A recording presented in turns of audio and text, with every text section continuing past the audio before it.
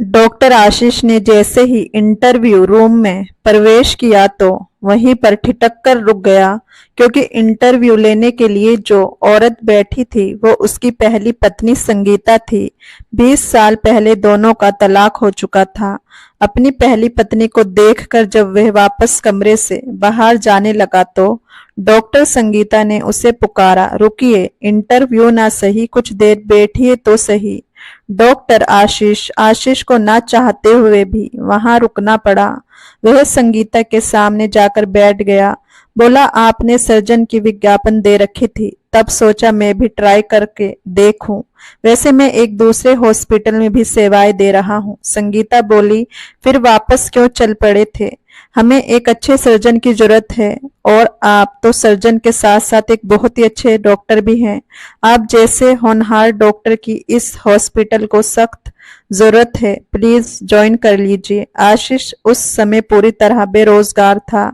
उसने झूठ बोला था कि वह किसी और हॉस्पिटल में भी सेवाएं दे रहा है। उसके सिद्धांतवादी और गरीबों पर दया दिखाने वाले रवैये के कारण हॉस्पिटल वाले उसे ज्यादा दिन रख ही नहीं पाते थे। आशीष ने खड़े होते हुए कहा, मैं शाम तक आपको बताता हूँ। फिर वह वापस जाने लगा तो संगीता बोली, चाय तो पी लीजिए। आशीष ने कहा, सॉरी, मैं अब चाय नहीं पीता।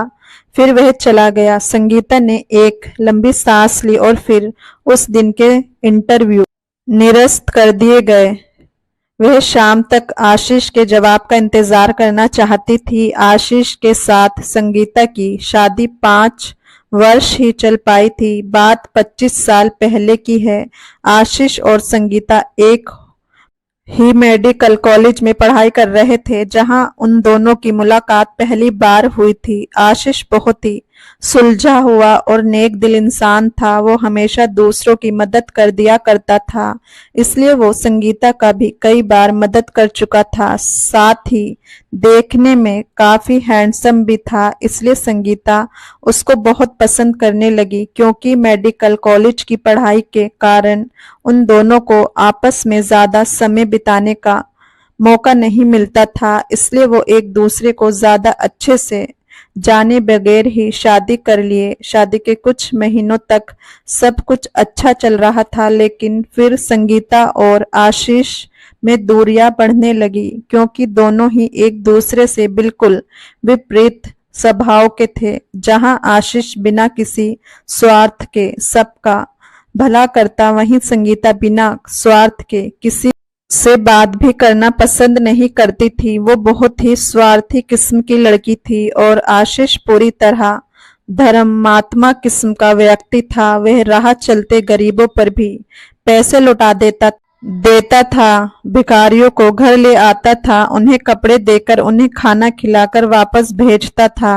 इतना ही नहीं, गली के सारे आवारा कुत्ते भी आशीष के दोस्त थे। वह सबको खाना देता था। इस कारण उसकी ड्यूटी पर से लौटने के समय सारे कुत्ते उसके घर आगे इकट्ठा हो जाया करते थे। आशीष कभी कभी तो पूरे महीने की तनख्वाह गरीबों में लौटा देता था। संगीता को आशीष के इन सब कामों से चिढ़ होती थी, क्योंकि दोनों का स्वभाव और सोचने का तरीका बिल्कुल मिलता नहीं था। करीब 5 वर्ष बिताने के बाद भी दोनों की नहीं जमी तो तलाक हो गया। जब दोनों का तलाक हुआ तब उनका बेटा रवि 3 साल का था, जो अब भी संगीता के पास ही था। रवि अब बड़ा हो चुका था, MBBS कर चुका था, अब PG कर रहा था। संगीता ने आशीष से तलाक के बाद डॉक्टर अभिषेक से शादी कर ली थी। अभिषेक का खुद का क्लिनिक था, जो अब बड़ा हॉस्पिटल बन चुका था। अभिषेक संगीता से उम्र में काफी बड़ा था। 2 साल पहले अभिषेक का हार्ट अटैक से निधन हो गया था। संगीता और अभिषेक की कोई संतान नहीं थी। आज संगीता एक बड़े हॉस्पिटल की मालकिन थी। पैसों की कोई कमी नहीं थी, मगर जिंदगी में सुकून और चैन नहीं था। वह आज भी आशीष को याद करती थी, क्योंकि आशीष बहुत नेक दिल इंसान था और वो अपनी पत्नी को भी बहुत सम्मान देता था और बहुत मानता था। एक बेइंतहा प्यार करने वाला शख्स को खोकर संगीता को आज भी पछतावा था। वह एक बार फिर आशीष के करीब आना चाहती थी। वह नहीं जानती थी कि आशीष ने दोबारा शादी की है या नहीं, बस वह ये चाहती थी कि आशीष उसके हॉस्पिटल में उसके साथ रहे। वह चाहे तो गरीबों का फ्री में इलाज करे। शाम को आशीष का फोन नहीं आया तो संगीता बेचैन सी हो गई। उसने आशीष के नए नंबर तलाशे, फिर उसे फोन मिलाया। बोली, आपने जवाब नहीं दिया। अभी तक मैं इंतजार में थी। आशीष बोला, सॉरी, मैं आपके हॉस्पिटल में काम नहीं कर पाऊंगा। संगीता बोली, प्लीज मना मत करिए, सब कुछ आपके मन मुताबिक होगा। आपको जो भी गरीब और मजबूर लगेगा उसे एक पैसा भी नहीं लिया जाएगा, प्लीज मान जाइए। आशीष बोला, सोच लीजिए, मेरे कारण आपको बहुत नुकसान उठाना पड़ेगा।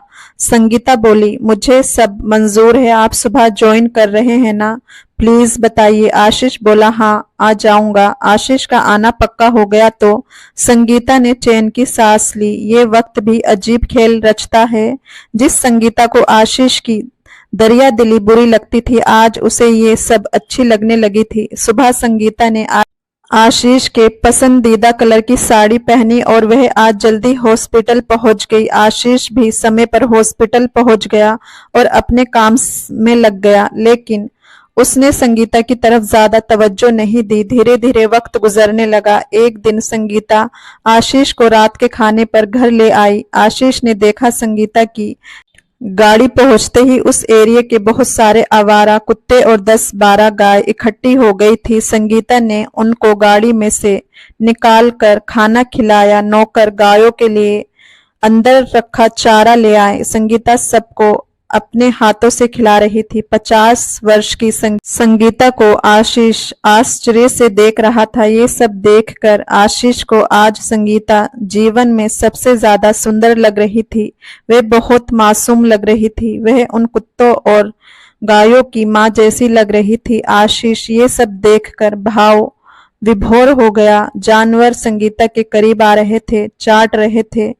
कभी इन सब से घृणा करने वाली संगीता आज उनके बदन पर प्यार से हाथ फिरा रही थी। अंदर घर में प्रवेश करने पर आशीष बोला, ये परिवर्तन कब से हो गया? अचानक से आप पशु प्रेमी कब से बन गई? संगीता बोली, आपके बेटे के कारण 5 साल पहले हमारे बेटे ने मुझसे बोला था कि मैं पत्थर दिल इंसान हूँ, मुझे भगवान ने माँ कैसे बना दिया। वह बिल्कुल आप पर गया है। आज घर आया हुआ है, देखोगे नहीं क्या? आशीष बोला, उसे देखने के लिए तो आंखें तरस गई हैं। कहाँ है वो? फिर आशीष ने देखा एक 25 वर्षीय जवान उसकी तरफ बढ़ रहा था। आशीष को वह एकदम अपनी परछाई जैसा लग रहा था, हूबहू उसकी कॉपी था। उसने आते ही आशीष के पैर छुए तो आशीष ने उसे उठाकर अपने सीने से लगा लिया। संगीता बोली, आप लोग एक दूसरे को जानते हो क्या? पहले से? आशीष मुस्कुराता हुआ बोला, पिछले सालों में कई बार ये मुझसे आकर मिल चुका है, मगर इसने हॉस्पिटल के बारे में मुझे कभी नहीं बताया था। वो सर्जन वाली विज्ञापन भी इसी ने भेजी थी मुझे। संगीता ने बेटे को प्यार से एक मुक्का जमा कर कहा, मुझे कभी नहीं बताया तुमने? बेटा हंसकर बोला, मम्मी तुम तो इनसे रिश्ता तोड़ चुकी हो, इसलिए गैरों के बारे में बताने से क्या फायदा था। फिर जब खाना खाने के बाद आशीष जाने लगा तो वह बोली, एक बात पूछूं? आशीष बोला, क्या? वह बोली, आपने दोबारा शादी क्यों नहीं की? आशीष हंसकर बोला, सन की जो हूं, मुझसे कौन शादी करता? ना जाने कितने शहरों में रहा हूं, दोस्त तो बहुत लोग बना लेते हैं, मगर जीवन साथी कोई नहीं बनाता। फक्कड़ हूं, अभी तक 1 रुपया भी जमा नहीं किया। संगीता बोली, लेकिन आपने दुआएं बहुत जमा कर ली हैं। आप जैसा इंसान बनना बहुत कठिन है। जब से आपसे अलग हुई हूं, दिल का एक कोना खाली सा रह गया है। मैं भी अब आपकी तरह बनने की कोशिश कर रही हूँ, मगर वो खाली कोना भरता ही नहीं। 2 मिनट चुप रहने के बाद आशीष बोला, अब चलता हूँ। संगीता बोली, रुको तो, आपसे कुछ कहना है। आशीष बोला, क्या? संगीता बोली, क्या हम पहले की तरह एक नहीं हो सकते? आशीष बोला, नहीं, अब मेरा दिल हमें साथ रहने की इजाजत नहीं देता। संगीता बोली, मैं अपना सब कुछ बेच कर दान कर दूंगी, साथ में कुछ भी नहीं लेकर आऊंगी, प्लीज मुझे भी साथ ले चलो। आशीष बोला, दान करने से अच्छा है सबका मुफ्त इलाज करो, क्योंकि इससे बड़ी सेवा दुनिया में कोई नहीं हो सकती। संगीता बोली, आप जो कहेंगे मैं वो ही करूंगी, मगर मुझे आप चाहिए और आपका साथ चाहिए। आशीष बोला, नहीं, अब मैं किसी का नहीं हो सकता, ये पूरी धरती मेरा घर है, मैं सबका हूँ और कल से मैं हॉस्पिटल भी नहीं आ पाऊंगा, आप किसी और को रख लीजिएगा। क्योंकि आशीष ये समझ चुका था कि संगीता ये सब सिर्फ उसका साथ पाने के लिए कर रही है और एक बार कोई रिश्ता टूट जाए तो दोबारा उसका जुड़ना बहुत मुश्किल होता है और अगर किसी तरह जुड़ भी जाए तो उसमें गांठ आ जाती है। फिर आशीष ने कुछ नहीं सुना और वहां से चला गया, क्योंकि आशीष बिना किसी के रोके टोके के सबकी मदद करना चाहता था। संगीता नम आंखों से आशीष को दूर होते हुए तब तक देखती रही जब तक वह आंखों से ओझल नहीं हो गया।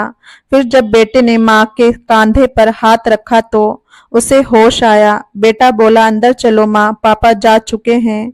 जिंदगी में कुछ लोगों को एक बार खो देने के बाद वो दोबारा नहीं मिलते। अक्सर जिंदगी में ऐसा होता है, जब कोई चीज या कुछ लोग आपके जीवन में जब तक मौजूद रहते हैं तब तक उनकी अहमियत आपको पता नहीं चलती, लेकिन एक बार वो आपसे दूर चली जाती है तब आपको उसकी अहमियत पता चलती है और उसको खोने का एहसास होता है।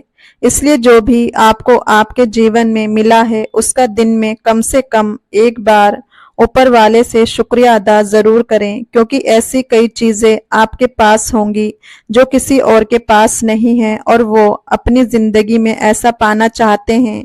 तो दोस्तों, ये थी आज की कहानी। कैसी लगी कमेंट करके जरूर बताएं। वीडियो को लाइक करें, चैनल को सब्सक्राइब जरूर करें। धन्यवाद।